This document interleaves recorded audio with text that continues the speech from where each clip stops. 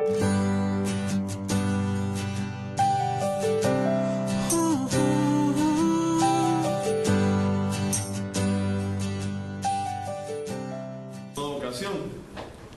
semana pasada, pues no les puedo negar algo, está bien nervioso.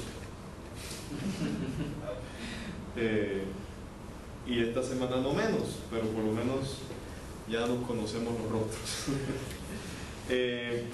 Vamos a comenzar pues afirmando y reafirmando lo que ya se había dicho la semana pasada. Nos encontramos con una palabra que da vida, y esa palabra que da vida se llama Jesús, Jesús el Cristo. Y al escuchar esa palabra vamos a tener la oportunidad de poder conocerle más para amarle más. Eso lo decía San Jerónimo.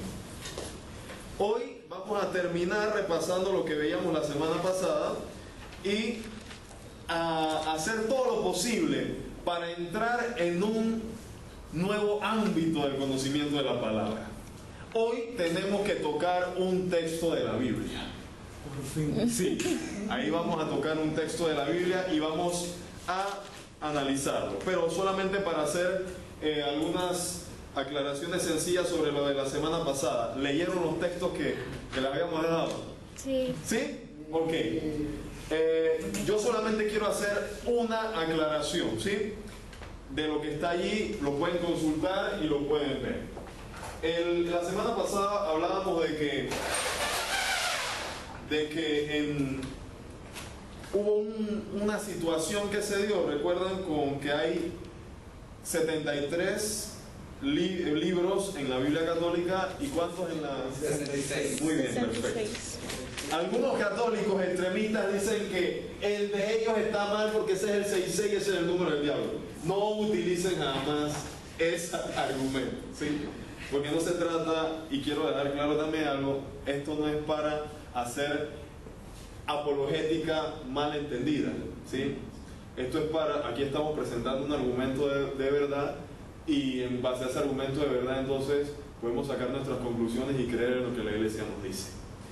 Habíamos dicho que en el Antiguo Testamento nosotros tenemos 47 libros, ¿verdad?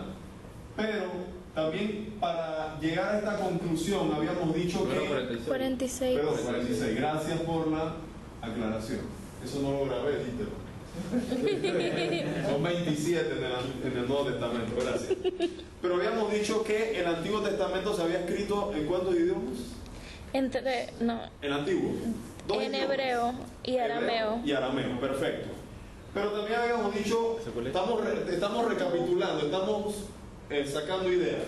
Habíamos dicho que en el año 333 más o menos había llegado el Imperio griego, ¿verdad? Ahí era donde habíamos quedado. El Imperio griego. Traducción de los 70. Y habíamos dicho que los griegos, como todos los imperios, ¿qué era lo que hacían? A las personas notables, inteligentes, las agarraban y se las llevaban para sus lugares de preeminencia intelectual. En este caso, para el Imperio griego, el lugar del top de la intelectualidad era Alejandría.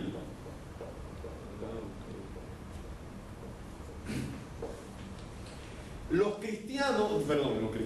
hebreos que estaban allí en Alejandría ya no hablaban el hebreo ni el arameo, sino que hablaban el griego. Entonces ellos son hebreos hablando griego en una tierra extranjera. Pero recuerden que para los hebreos todo lo que sonaba, olía a tierra extranjera o a país extranjero era impuro. Entonces, estos hebreos escriben esta traducción del Antiguo Testamento en griego, toda. Y en eso hay 7 libros que se escriben en griego. 7 libros que se escriben en griego, escritos en griego. Eso era lo que se pensaba. Sin embargo, hasta hace poco, creo que se lo puse por ahí en el ¿sabías qué? De alguno del texto aquí de Conociendo la Biblia. Aquí está.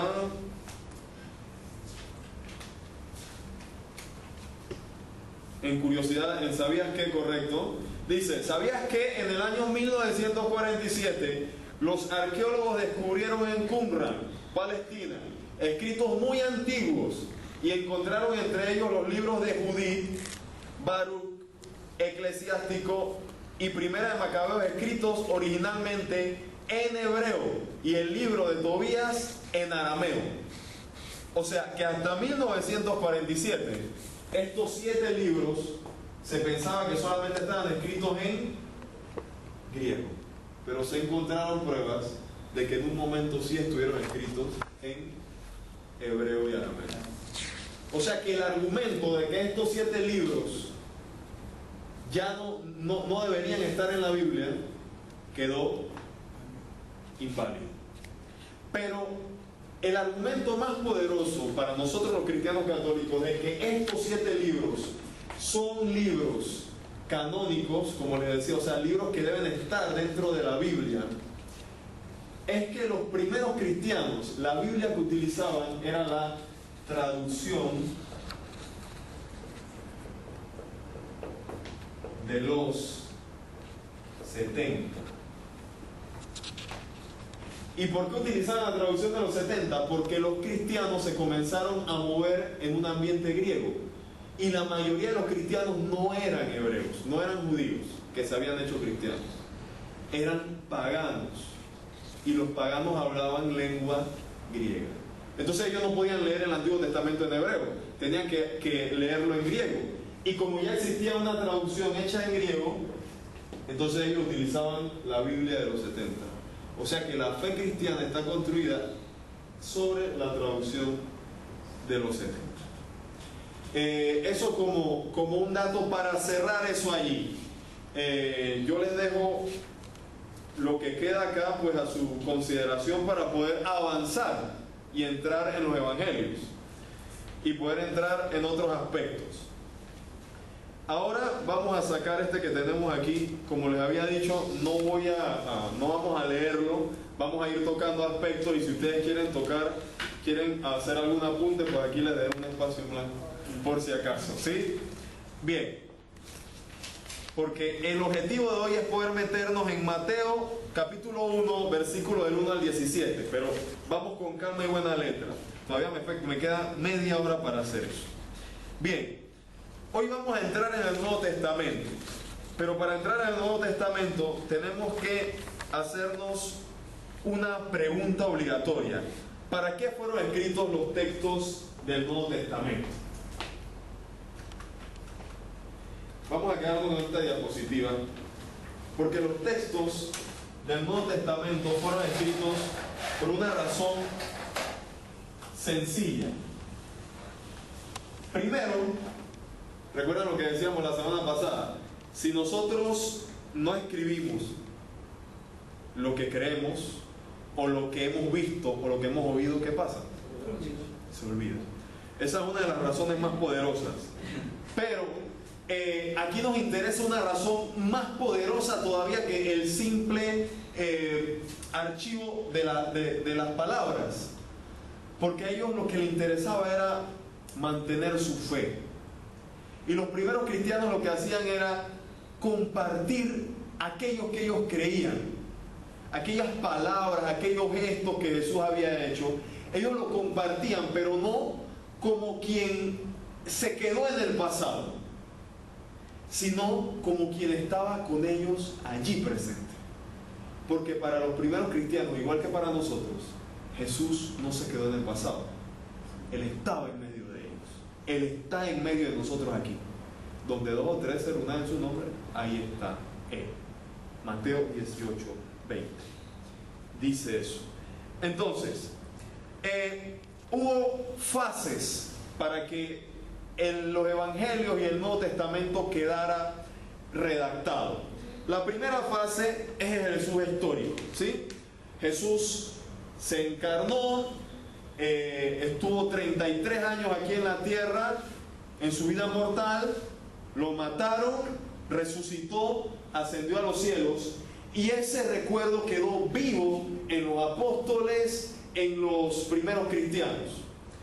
Esto todo rodeaba en torno a un acontecimiento específico. Jesús histórico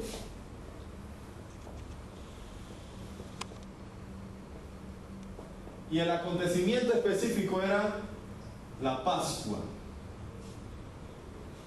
La Pascua de Jesús, es decir, la pasión, muerte y resurrección de Jesús.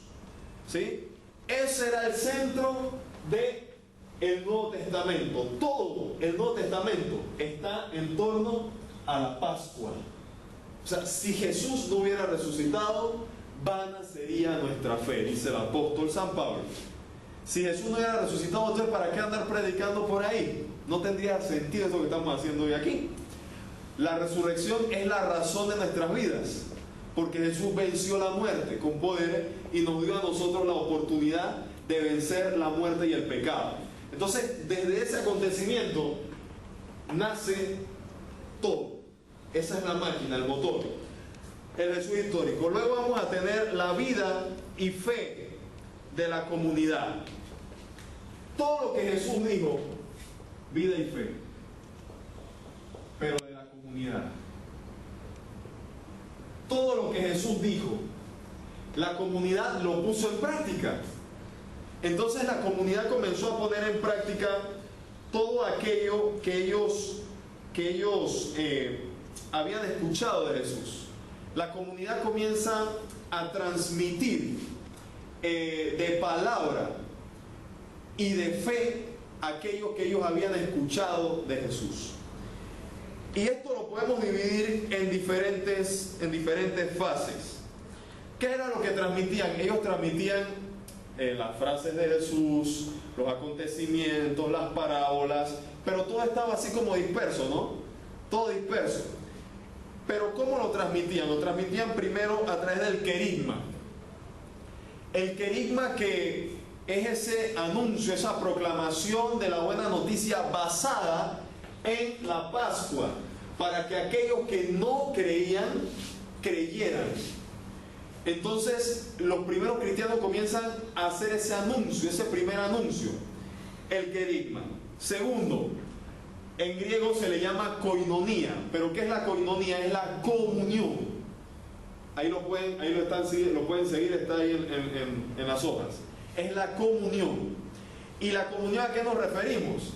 A eso que dice Hechos capítulo 2, versículo 42 en adelante, que nos dice: compartían todo en la fracción del pan, ponían todo en común. Es decir, había comunión entre ellos, eran un solo cuerpo. Tercer aspecto, la diaconía. La diaconía es el servicio. Es decir, ahora, nosotros escuchamos a Jesús, nosotros ponemos en común lo que tenemos, pero hay personas que sufren más que otras. Las viudas, los huérfanos, a esos hay que atenderlos. De hecho, el primer oficio de los diáconos era la administración y también atender a las viudas, porque las viudas eran desamparadas, no tenían nadie que las soportara económicamente. Entonces los diáconos iban y atendían a las viudas. Entonces la diaconía es decir, lo que escuchamos, lo que creemos, ahora lo ponemos al servicio. Y la última era la liturgia, en griego liturgia, pero aquí, para no hacer alarde de muchas cosas, es la liturgia. Nosotros todos hemos escuchado, de repente han escuchado la palabra liturgia. La palabra liturgia hace referencia a la celebración de la fe. Es decir, eso que escuchamos, eso que me transmitió Boris a mí, porque él vio a Jesús y me lo transmitió a mí, eso que yo he creído, eso que yo he compartido con la comunidad, que somos un solo cuerpo, eso que yo he puesto al servicio, ahora yo lo celebro. Y lo celebro de una forma específica. Los primeros cristianos, y eso también lo dice Hechos capítulo 2, versículo 42, lo dice la carta de San Pablo, la primera carta a los Corintios, en el capítulo 10 al 12, si no me equivoco. De todas maneras, ahí pueden buscarlo. La fracción del pan. la cena del Señor. Lo que nosotros hoy llamamos Eucaristía o misa. ¿Verdad? Eso era lo que ellos celebraban hace 2000 años cuando comenzaron las primeras comunidades cristianas. Entonces tenemos 4 aspectos. Para que llegara entonces a los escritos, tuvo que pasar ese proceso. Entonces en el año 50 después de Cristo fue que podemos decir que se comenzó a escribir la Sagrada Escritura. Ya, había que ponerla por escrita, el Nuevo Testamento, perdón. El Nuevo Testamento había que ponerlo por escrito. ¿Y quién fue el primero en poner por escrito su fe? San Pablo, como lo veíamos la semana pasada. La imagen que tenemos ahí de él. Vamos a ver, ustedes lo tienen allí, pero de todas maneras vamos a verlo. Está en la página 2. Es esto que está aquí. San Pablo pone por escrito las cartas que habíamos dicho que la primera carta que se pone por escrito, ¿cuál es? Primera de Tesalonicenses. La carta de San Pablo, ¿verdad? Luego va a venir por escrito, esta es la muerte de San Pablo y Pedro, más o menos por el año 60, el Evangelio de Marcos, luego va a venir el Evangelio de Mateo y Lucas, luego el Evangelio de Juan y por último el Apocalipsis y la segunda carta de Timoteo. A Timoteo, perdón. Vamos a concentrarnos en este aspecto porque esto es bien importante.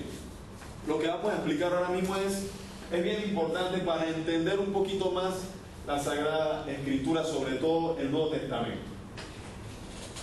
Nos ubicamos en la eternidad, todavía no estaba creado nada. Estaba el Padre, el Hijo y el Espíritu Santo. ¿Sí? Vamos a imaginarnos eso. Padre, Hijo y Espíritu Santo, eso debió ser hermoso. Es hermoso todavía. El Padre, el Hijo y el Espíritu Santo amándose. Y de ese amor, entonces, nace la creación. Yo no sé cuándo fue. Si ustedes saben, por favor, díganmelo. Eso lo sabe el amor de Dios. La creación se creó. Eso nos lo narra, ¿qué libro? El Génesis. Y luego pasaron los años, vinieron los patriarcas, la alianza con Moisés, los profetas, y vamos a decir que todo eso fue en este espacio de tiempo. La línea tendría que ser mucho más larga, pero vamos a decir que fue. Y vino el gran acontecimiento salvador. El Señor se encarnó, el Hijo de Dios se encarnó y se hizo hombre. Nacimiento e infancia de Jesús, año 0. ¿Sí? El año 0, el año 1, ¿verdad? La infancia de Jesús. Más o menos a los 30 años, Jesús comenzó su ministerio público. Él vio a Juan predicando y dijo: voy a bautizarme. Vino el Espíritu Santo sobre él y salió a predicar el reino de los cielos. Pasaron 3 años y viene el acontecimiento de la Pascua. Pasión, muerte, resurrección y ascensión de nuestro Señor a los cielos. Hay un lapso de tiempo más o menos como de 20 años para que se escriba la primera carta que escribió San Pablo, la de los tesalonicenses, y se comienzan a escribir las cartas a los corintios, la carta a los filipenses y otras cartas de Pablo. Más o menos por el 60 está la muerte de Pedro y Pablo, y aquí es donde quiero entrar, porque el tema de hoy vamos a centrarlo en los evangelios. El Evangelio de Marcos, año 60. Si nosotros buscamos el Evangelio de Marcos va a referirnos al nacimiento,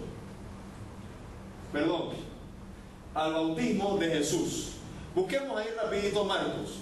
Busquemos Marcos, rapidito.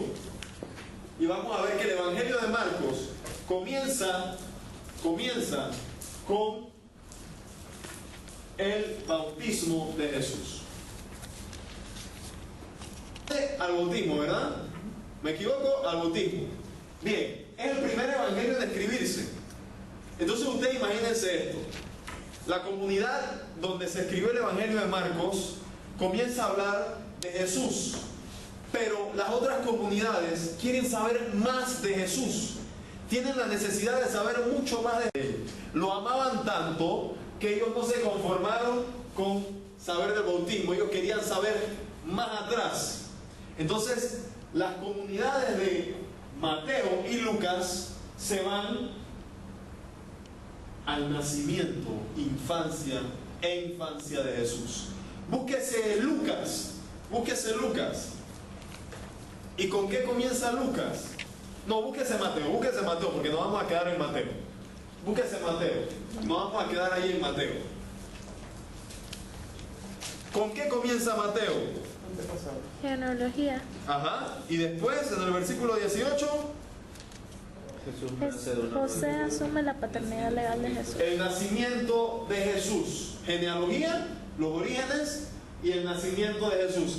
Y no vamos a buscar Lucas, pero si nos vamos a Lucas, la comunidad de Lucas es más incisiva. Ellos ya no se conformaron solamente con el nacimiento, ellos querían saber de la infancia.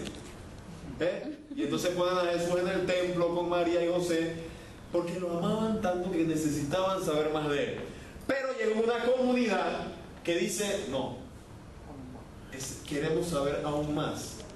Y declaramos, usando la palabra que decía hace un rato el hermano Boris, y proclamamos por fe en este Evangelio, y sabemos, estamos convencidos que Jesús es el Hijo de Dios, Dios verdadero encarnado. Así que ya la próxima comunidad, la de Juan, en el año 90, que ya habían tenido conocimiento de todo esto, ya no se van ni a la pasión, ni al bautismo, ni al nacimiento, ni siquiera a la creación. ¿Qué es lo que dice Juan, capítulo 1, versículo 1? En el principio existía la palabra, y la palabra era Dios, y la palabra estaba de cara a Dios, cara a cara con Dios, y la palabra se hizo carne. Miren cuánto amor hay allí de estas comunidades. Por eso es que esto no puede ser solamente llenarnos de conocimiento, esto tiene que ser amor. Y así vamos a conocer más a Jesús. Se van a la eternidad, antes del tiempo. Ahí estaba el Padre, el Hijo y el Espíritu Santo amándose los unos con los otros. Cerramos el capítulo este. Y para avanzar tenemos que entrar entonces, la primera diapositiva. Voy a meterle máquina aquí a esto, ¿eh? Voy a saltarme algunas cosas porque me interesa caer en un texto. Evangelio. Voy pasando rápido acá. Evangelio es buena noticia. Pero la palabra evangelio está compuesta de dos vocablos griegos. Eu, buena o bella, y ángelos. ¿A quién le suena ángelos? A ángel. Entonces, ángelos viene a significar como mensajero, como aquel que lleva la noticia. Pero una declinación de esta palabra nos va a significar noticia, anuncio, mensaje. El evangelio en la antigüedad era el premio que se le daba a una persona por haber tenido un triunfo militar o por llevar una buena noticia. Se le daba un don, un evangelio. Así se le llamaba a ese regalo. Entonces el evangelio es una buena noticia de dos vías. Primero, es una buena noticia porque para nosotros es un regalo, es un don. ¿Hemos hecho algo para ganarnos el evangelio? Nada.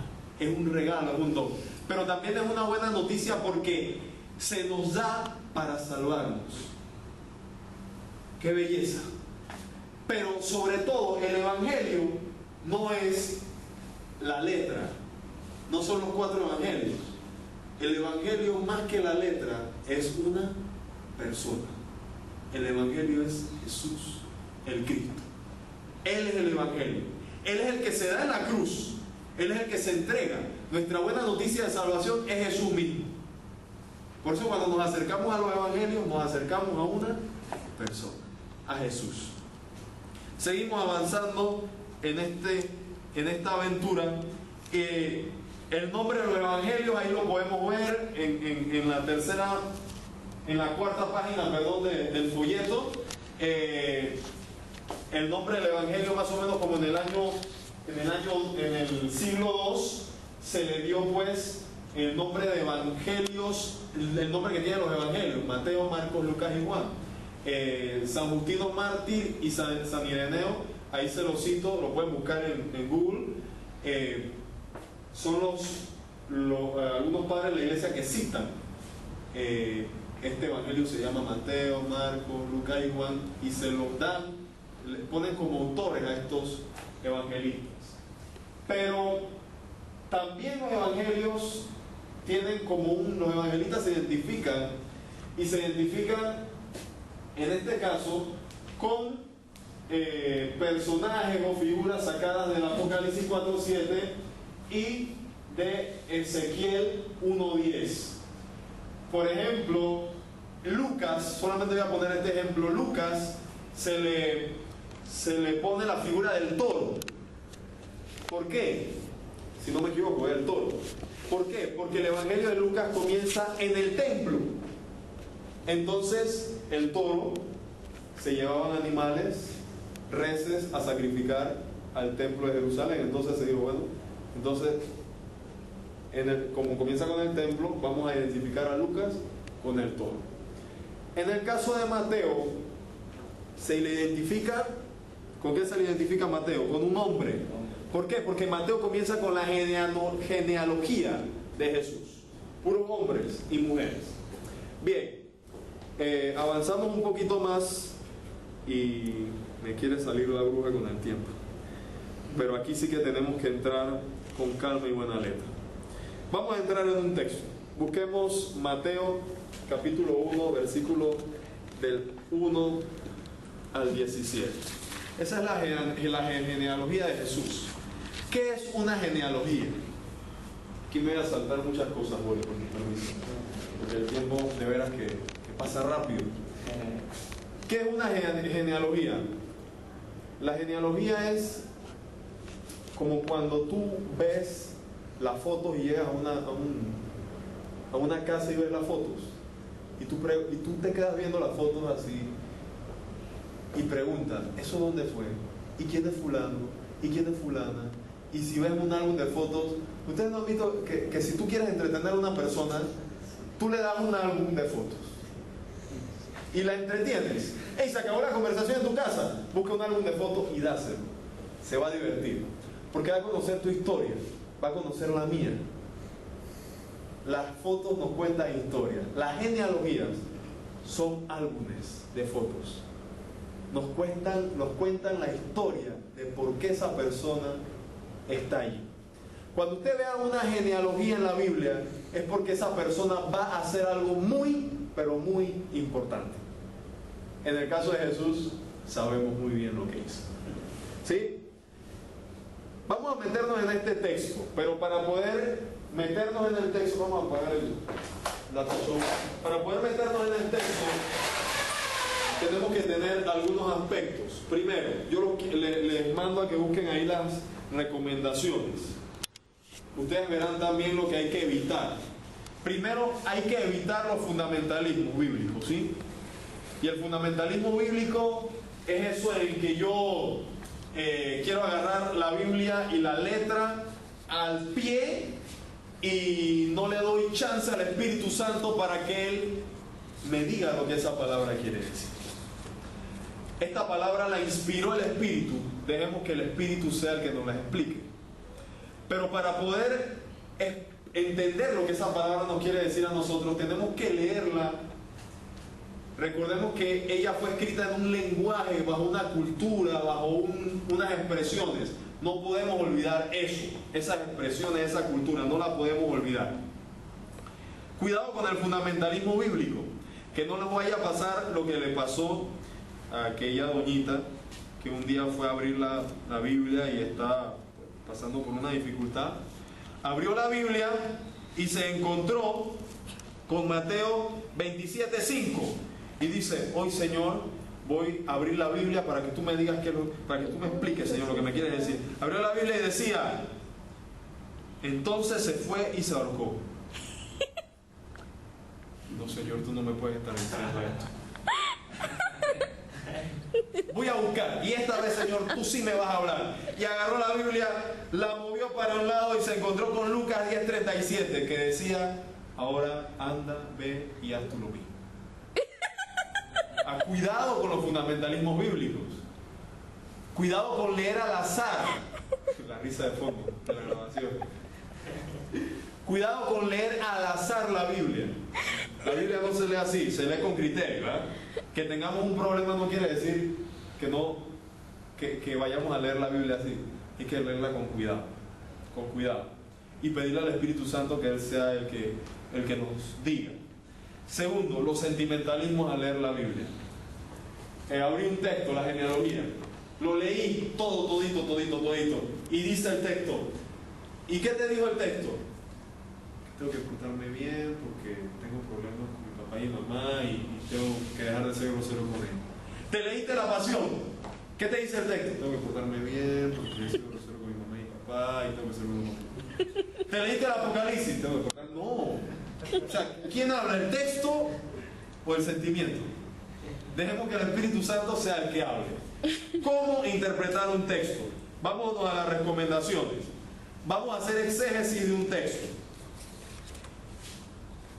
Primero, tienes que hacer una invocación al Espíritu Santo. Pedimos que ya nosotros hicimos la invocación al Espíritu Santo al principio.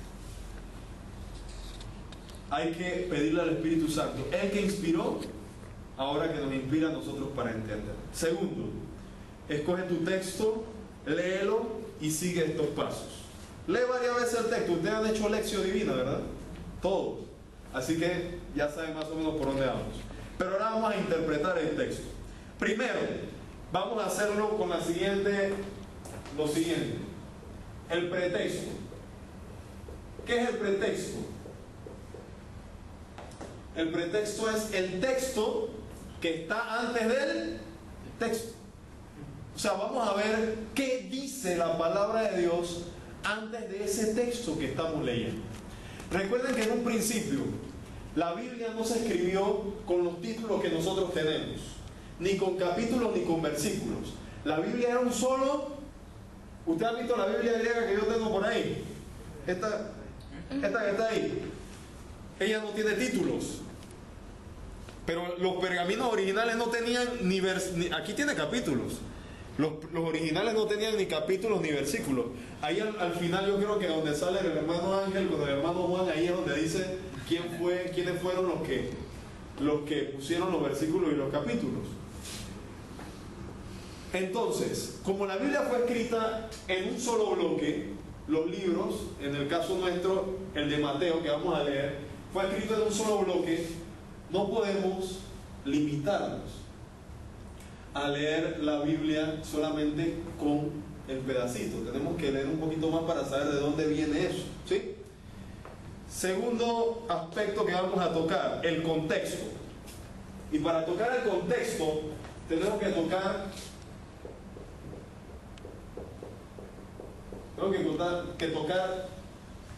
aquí en el pretexto, el texto que está antes,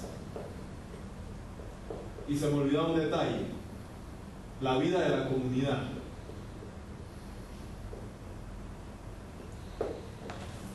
Cuando yo me refiero a la vida de la comunidad, me refiero a la vida de la comunidad donde se escribió el texto, ¿sí?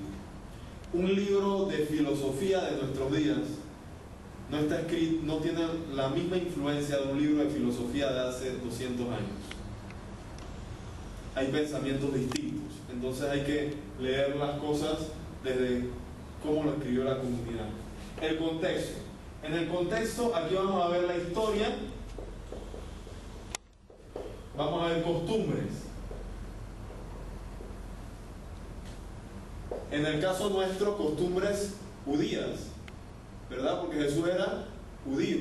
Y costumbres de la sociedad de aquel entonces. Y por último, entonces, vamos a ver el texto. Y en el texto vamos a ver palabras clave, vamos a ver números y otras cosas que ustedes ya tienen ahí, pues, que pueden ver en su folleto. Vamos a leer este texto, ¿sí? Vamos a leerlo. Vamos a poner mucha atención. Mateo capítulo 1, versículo del 1 al 17. Libro de los orígenes de Jesús, hijo de David, hijo de Abraham. Abraham engendró a Isaac y diente. Hay cosas del texto que llaman la atención. Por ejemplo, ¿qué les llamó la atención del texto? A mí siempre me ha llamado la atención de este texto algo. Y les digo de inmediato qué es. ¿Por qué? Son 3 veces 14 generaciones. ¿Por qué? ¿Por qué serán 14 generaciones? Eso es lo que dice el texto, ¿verdad? 14 generaciones. 3 veces 14. Y yo sé que esto les va a encantar.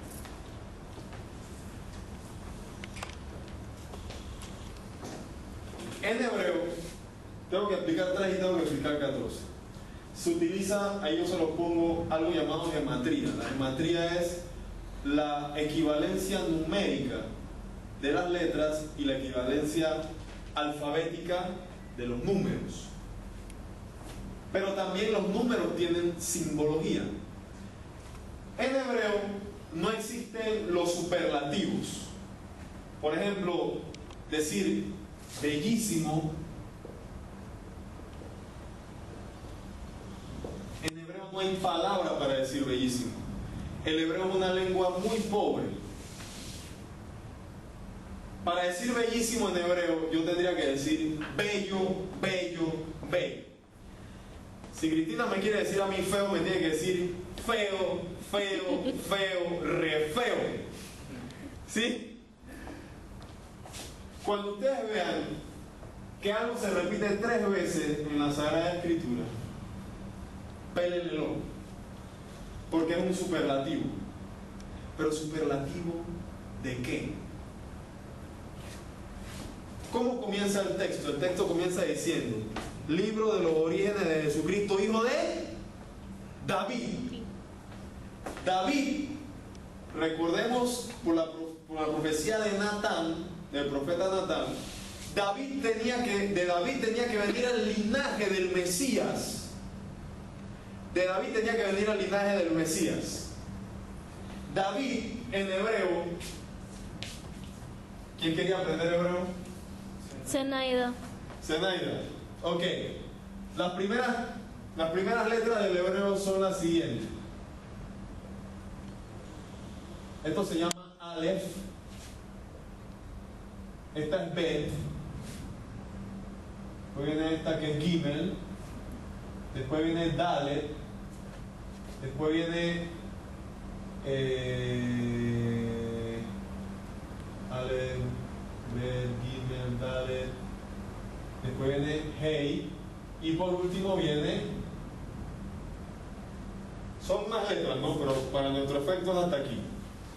La equivalencia numérica de estas letras es la siguiente: 1, 2, 3, 4, 5 y 6. ¿Cómo se escribe David? Tengo que hacer una aclaración. En hebreo no hay vocales, todo es consonantes. David se escribe así.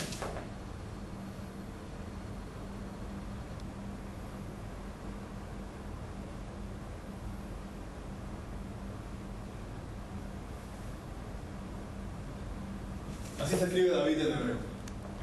Si tuviera la Biblia en hebreo ahora mismo aquí se lo enseño y le digo: miren, no lo estoy aquí. Lo pueden buscar en internet. Súmeme la equivalencia numérica de esto y díganme cuánto es. Vamos a hacerlo juntos. ¿Esta cuánto suma? ¿Cuál es la equivalencia numérica de esta? 4. ¿Esta? 6. ¿Y esta? 4. ¿Cuánto suma? 14. 14. Hermanos y hermanas, en la Biblia nada está por casualidad. Todo tiene una razón de ser. El 14, ¿qué quiere decir? ¿Cuál era la promesa de David? De la descendencia de David tenía que venir el Mesías. ¿Qué está diciendo el autor bíblico? 3 veces, lo está diciendo 3 veces. Jesús es el Mesías, Jesús es el Mesías. Jesús es el Mesías. Oye, Jesús es el Mesías. Entiéndanlo, Jesús es el verdadero descendiente de David. Es el Mesías. Y aunque todos sabemos que Jesús, para efecto de este evangelio, Jesús no es de sangre de David, pero es descendiente por José, por su papá. Es descendiente de David. O sea, el evangelista lo que está diciendo es: Jesús es el verdadero Mesías. 3 veces. ¿Qué es lo que está diciendo? El mesianísimo. Eso es lo que está diciendo Jesús, el evangelio. Vamos a ver otro aspecto bien importante aquí, en la genealogía. Habíamos dicho que una genealogía nos habla de las fotos, son las fotos. Nos va a hablar de la vida de esa persona. En el Antiguo Testamento, y para el judío,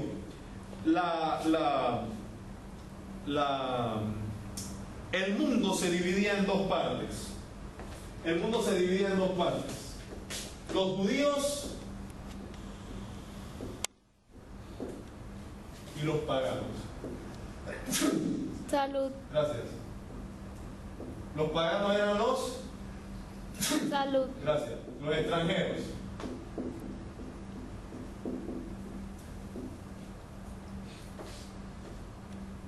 Para los judíos, los únicos que tenían salvación eran los judíos.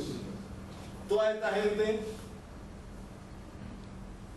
aunque el profeta Isaías no nos dice eso, el profeta Isaías dice que la salvación iba a llegar de forma universal. El profeta Isaías comienza a hablar de que eso se va a llegar a otros pueblos también.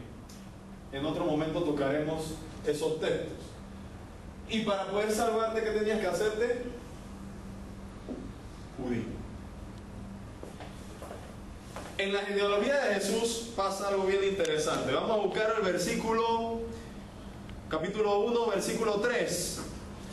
Dice: Judá engendró de Tamar. ¿Ustedes saben quién era Tamar? Tamar no solamente era extranjera, sino que también era prostituta. O sea, en la genealogía de Jesús, del Santo de Israel, del Mesías, Mateo pone una prostituta. En otra genealogía hubieran dicho: ese hombre está maldito. Pero en la genealogía de Jesús hay una que es extranjera y es prostituta. ¿Dónde encontramos eso? No lo vamos a buscar, apúntelo ahí. Eso está en Génesis capítulo 38, donde dice que Tamar era prostituta. Bien. Ahora el versículo 5 dice: Salmón engendró de Rahab. ¿Quién es Rahab? Rahab era otra prostituta cananea. En la genealogía de Jesús hay 2 prostitutas y extranjeras. O sea que la genealogía de Jesús está manchada. No, nada de eso. Vamos a ver qué significa. Ruth también está ahí en el versículo 5 también. Dice: Boz engendró de Ruth. Ruth era moabita, era extranjera también. ¿Recuerdan la historia de Ruth? Se casa con un hijo de Noemí, muere, pero Ruth adquiere la fe de Noemí. Y por último, Betsabé, en el versículo 6. Jesé engendró al rey David. David engendró de la mujer de Urías, que se llamaba Betsabé, que era hitita y era la viuda de un hitita. Y nació pues también, hubo como un ultraje ahí, ¿no? Eso fue una barbaridad. ¿Cuántas mujeres mencionamos?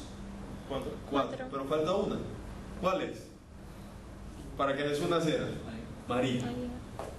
Falta María, la Virgen, la 5ª mujer de la genealogía de Jesús. Ni prostituta ni extranjera, hija de Israel. Y como nosotros sabemos, también casta, virgen, concebida sin pecado. ¿Qué quiere decir esto? ¿Cómo en la genealogía de Jesús hay 4 mujeres extranjeras? Esto es sencillo y lindo. Jesús viene a santificar a todos los pueblos. Ya el mensaje de la salvación no es solamente para los judíos. El mensaje de la salvación es para todos los que crean en Jesús. En 17 versículos, miren el poder y la fuerza que tiene este mensaje. Hermoso, ¿verdad? Y bello. Ahora nos hacemos una sola pregunta. Tenemos para mucho más, pero ya al ver a Jorge partiendo,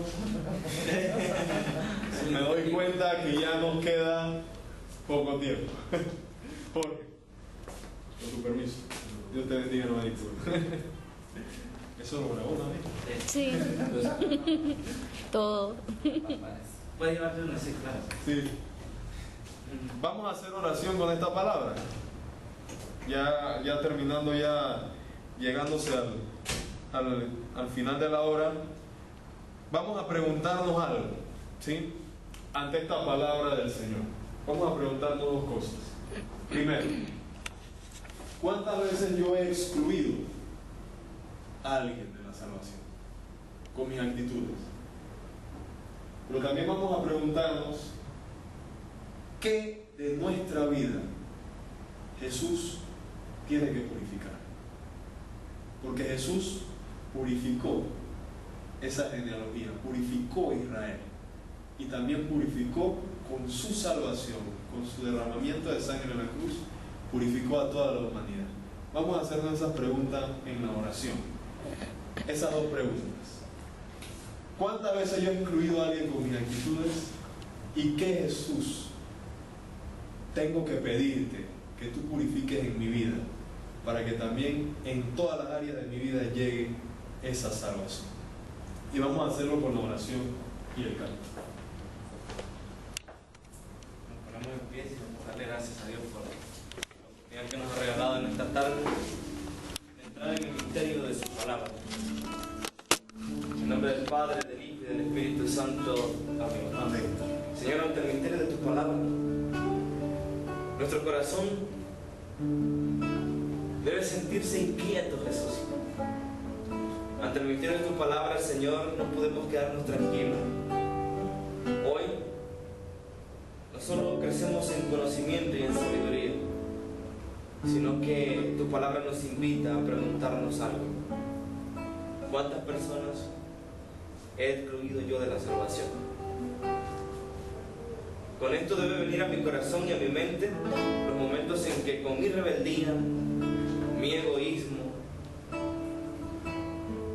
mi egocentrismo y preocuparme solo por mí y muchas veces intentar ser el foco de atención en cuanto a todo. Las cosas van bien si yo estoy bien. Si yo estoy mal, entonces las cosas no marchan correctamente. Si hago daño no importa, pero si me hacen daño a mí, ahí sí importa. ¿Cuántas veces con mi actitud yo he apartado a algunos de mi vida? Te pido perdón por eso, Señor. ¿Cuántas veces he escuchado tu palabra y en lugar de comunicarla y transmitirla a otros, no lo hago? Y con eso peco de omisión y lo aparto de tu salvación. Señor, ayúdame en esta tarde a entrar en mi interior y preguntarme qué tengo que purificar. ¿Qué hay en mi genealogía? ¿Qué pasó con mis abuelos, mis padres, mis hermanos y mi vida? Que hoy tu palabra, Señor, me lleve a preguntarme si las cosas seguirán siendo igual después de mí, o si conmigo las cosas serán diferentes. Vemos en la genealogía que hay 4 mujeres. Cada una de ellas presenta un pecado en su vida. Pero hay una quinta que decide hacer las cosas diferentes y es María. En la genealogía venimos hablando, sí, de Abraham, Jacob, Isaac, David. Y cada uno de ellos pecó. Falló. Dios le da una promesa a Abraham y él termina acostándose con la esclava, la sierva de su esposo. Y y no le creyó a Dios. David ve a una mujer por la ventana, le gusta, le agrada, se acuesta con ella. Por culpa de ese pecado muere un hombre. Y así sucesivamente. Salomón tenía más de 300 mujeres. Y vemos una genealogía manchada. Pero en ella, al final, cada uno de ellos reconoció a Dios en su corazón y se arrepintió. Pero tiene que haber alguien que haga las cosas diferentes y a partir de ahí diga, ¿sabes qué? A partir de hoy no será lo mismo. Dios te propone eso a través de su palabra hoy en esta hora. Ponte la mano ahí en el corazón. Y yo quiero que en este momento la palabra te evoque a dos cosas. A pedirle a Dios, porque sabes, con nuestras fuerzas humanas es imposible. Es solo con la fuerza de Dios que seremos capaces de que a partir de hoy, Boris, a partir de hoy, hermano y hermana que estás en este lugar, tú comiences a darle un nuevo sentido a la genealogía de tu familia. Qué maravilloso eso. Y que a partir de hoy tú digas, hay un alto. A partir de hoy las cosas serán diferentes. La próxima generación que yo he de fundar será diferente con la ayuda de Dios. Gracias, Señor. Qué maravilloso tu palabra, Jesús. Qué maravilloso, Señor.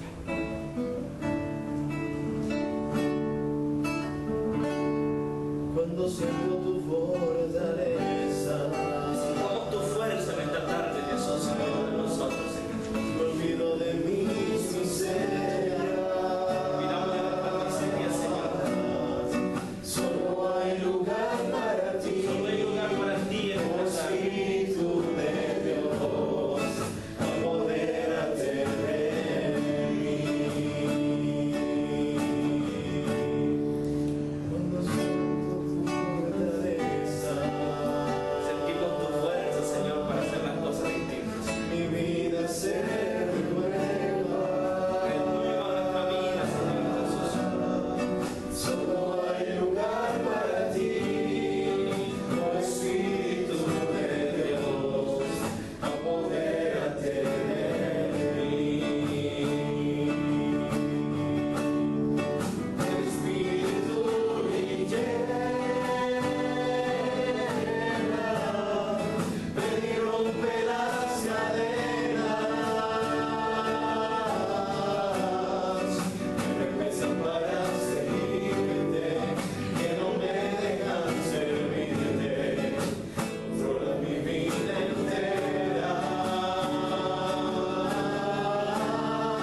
El Espíritu y lleva,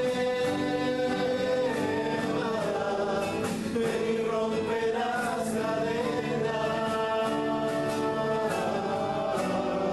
que me pesan para seguirte, que no me dejan servirte, toda mi vida entera. Señor Jesús, en esta tarde declaramos sobre nuestra vida que comenzamos a ver una genealogía diferente a partir de hoy en nuestra vida, Señor. Declaramos una familia feliz, una familia guiada por tu amor y por tu gracia, y que nuestra vida, pase lo que pase, hagamos lo que hagamos, será diferente por tu gracia. Dando la gracia, Señor, de escribir una nueva historia a partir de hoy. Que en mi vida se abra un evangelio, una buena noticia, un regalo para los demás. Gloria al Padre, al Hijo y al Espíritu Santo, como era en el principio, ahora y siempre, por los siglos de los siglos. Amén. Que el Señor nos bendiga, nos guarde de todo mal y nos lleve a la vida eterna en nombre del Padre, del Hijo y del Espíritu Santo. Amén. Y un aplauso para esa palabra. Se mete en el misterio de la palabra de Dios y toca nuestra vida. Ánimo, muchachos, y seguimos adelante. Dios los bendiga. Gracias por asistir. Nuestro hermano, no importa, usted llegó al momento culmen, la mejor parte de esta jornada. Así que Saludos, Dios te bendiga. bueno, saludos, bendiciones a todos. Y los que no vinieron, cuando vean el video, entonces que lo disfruten. Bendiciones a todos.